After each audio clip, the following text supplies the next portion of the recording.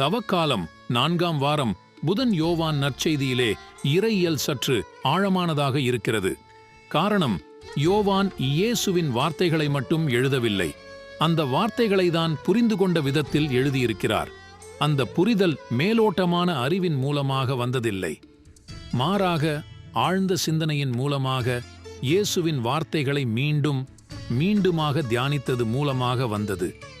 இயேசுவோடு வாழ்ந்த யோவானுக்கு அவரோடு இருந்தபோது இயேசுவின் போதனைகள் அவ்வளவாக அவருக்கு விளங்கியிருக்கவில்லை.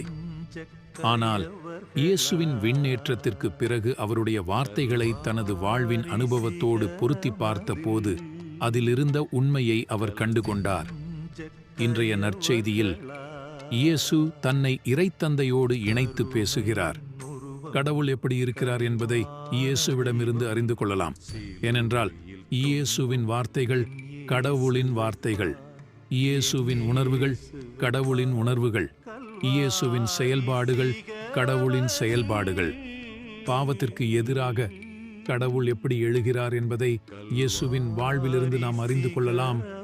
மனிதர்களை கடவுள் எப்படி பார்க்கிறார் என்பதையும் இயேசுவின் வார்த்தைகள் மூலமாக நாம் அறிந்து கொள்ளலாம்.